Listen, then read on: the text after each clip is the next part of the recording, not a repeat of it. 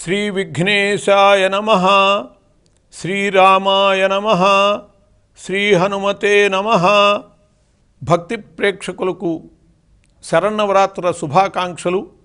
మూడవ రోజైనటువంటి ఈ రోజున దుర్గాదేవి యొక్క మూడవ అవతారమైనటువంటి చంద్రఘంట రూపాన్ని పూజించాలి. ఆమె యొక్క అనుగ్రహానికి పాత్రులం కావాలి. మూడవ నాటి దుర్గా చంద్రఘంట. పిండజ ప్రవరారూఢ చండకోపాస్త్రకైర్యుత ప్రసాదం తనుతే మహ్యం చంద్రఘంటేతి విస్తృత అని చెప్పి ఆమెకి ప్రార్థన చెయ్యాలి. చంద్రఘంటాదేవికి ఈ మూడవ నాటి ధ్యానము చెయ్యాలి. అలా ఆమెని ఈ రోజున పూజించేటట్లయితే గొప్ప శాంతిని పొందుతాం. ఆమె శాంతిప్రదగా చెప్పబడ్డది, కళ్యాణ కారకురాలుగా కూడా చెప్పబడ్డది. కాబట్టి శుభములు చేకూరుతాయి, శాంతి చేకూరుతుంది ఈనాటి ఆమె యొక్క పూజ వల్ల. ఆమె శిరస్సున ఉన్నటువంటి చంద్రుడు ఘంటాకృతిలో ఉంటాడు కాబట్టి చంద్రఘంట అని చెప్పి ఆమెకి ఖ్యాతి వచ్చినట్లుగా తెలుస్తుంది. శరీర కాంతి బంగారములాగా మిలమిలలాడుతూ ఉంటుంది.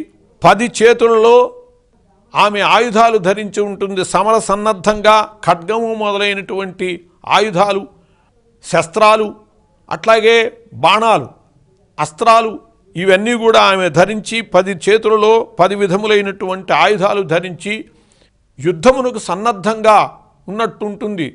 శత్రు నాశనం చేసేటటువంటిదిగా కనపడుతుంది. వ్యాఘ్రవాహినిగా అంటే పులిని వాహనంగా చేసుకుని భయంకరమైనటువంటి రూపంలో శత్రువుల విషయంలో అంత భయంకరంగా ఉంటుంది. కానీ సాధకులైనటువంటి వాళ్ళ విషయంలో ఆమె చాలా శాంతస్వరూపునిగా అనుగ్రహప్రదగానే ఉంటుంది. సాధకులైనటువంటి వాళ్ళు మనస్సుని మణిపూర చక్రమునందు స్థాపన చేసి సాధన చేయాలి. అలా చేసేటట్లయితే ఈ మూడవ దుర్గ అయినటువంటి చంద్రఘంట దేవి యొక్క అనుగ్రహాన్ని పొందగలగటం జరుగుతుంది. అలా ఆమె అనుగ్రహాన్ని పొందితే దివ్యశక్తులు, దివ్య వస్తు సందర్శనము ఇటువంటివన్నీ కూడా అంటే దివ్యానుభవ సిద్ధి ఆమె యొక్క అనుగ్రహం వల్ల మనం పొందేది. కార్యసిద్ధిలో దివ్యానుభవ సిద్ధిని ఈ రోజున మనం పొందుతాం. దానికి ఆమె యొక్క సేవ చాలా ప్రధాన కారణమైనటువంటిది. అట్లా ఈ మూడవ రోజు దుర్గలలో, నవదుర్గలలో మూడవ దుర్గ అయినటువంటి చంద్రఘంటాదేవి యొక్క ఉపాసన చేయాలి, పూజ చేయాలి.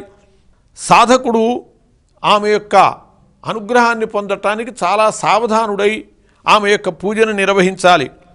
ఆమె అనుగ్రహాన్ని పొందగలిగితే సమస్త పాపములు తొలగిపోయి సమస్త శుభములు చేకూరుతాయి అని చెప్పి చెప్పబడ్డది.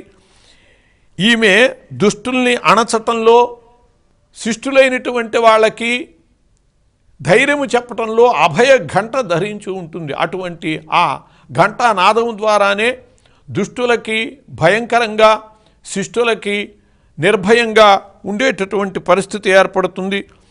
ఆమె యొక్క దివ్య మహిమలు మనం సేవించటం ద్వారా మనం పొందేటటువంటి అవకాశం ఉంటుంది.